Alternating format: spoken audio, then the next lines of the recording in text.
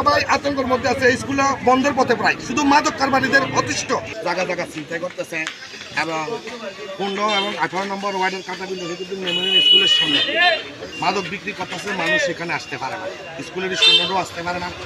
এই কারণে আমরা সকল এলাকাবাসী এখানে আন্দোলন করছি। প্রায় 2000 মতো ছাত্রছাত্রী আসছিল রফিকুদ্দিন মেমোরিয়াল হাই স্কুলে। এই মাদক কারবারি অতিষ্ঠ হইয়া 6 থেকে 700 বাচ্চারা আছে এবং কি তার পরিবার খুব আতঙ্কের মধ্যে আছে। এখান দিয়ে যে যেত লাগে তারা দাওসে নিলে বসে থাকে এবং মাদকের জন্য প্রত্যেকটা গাড়ি থামায়। এই কারণে আমরা এলাকাবাসী খুব আতঙ্ক আছি।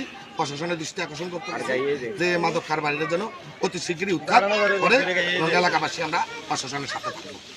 আমি ডিসি সাহেবের অফিসে গেছি, এসপি সাহেবের অফিসে গেছি, সার্কেল সাহেবের এনে গেছি, জানাইছি মাদক ব্যবসায়ী কিছুদিন আগে একটি পোলাকে মারছে ছাত্র, আবার কিছুদিন আগে একটা পোলাকে ছাত্রতে স্টুডেন্ট 8-এ পড়ে 9-এ পড়ে তারকে মারছে বিদ্যালয়ের সামনে।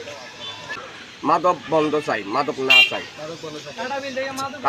কে করে মাদকের নাম লেগেছে? নাম নাম আছে? ব্যবসায়ী অনেকজন আছে, মেলা বাদাম যে বুট বাদাম যে বেচ হয় এখানে বাদামের মতন স্কুলের সামনে বাদামের মতো বিক্রি হয়, বাণিজ্য মেলা।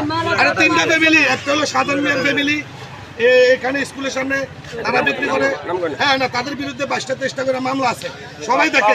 এই এলাকার কেউ না যেন দেখে না, তারা আসমানের থেকে নামছে না। তারা 2-3টা ফ্যামিলি আছে, তাদের গোষ্ঠী তারা এই মাদক বিক্রি করে স্কুলের সামনে। প্রশাসনের কাছে অন্তত তারা নাম দিয়ে চার্জ দিলে এক একজন নামে 20টা করে মামলা আছে। তারা আপনারা সবাই জানেন না, জানে থানাওয়ালারাও তারা মারধর করছে কিছুদিন আগে, ডিবিরও তারা মারছে।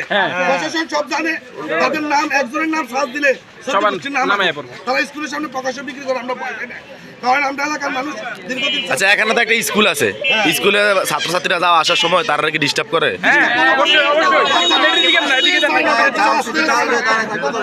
বাচ্চারা আসতে চায় না, তারা দাসে নিলে বইতে। আমার বাচ্চা স্কুলে যাইতে চায় না।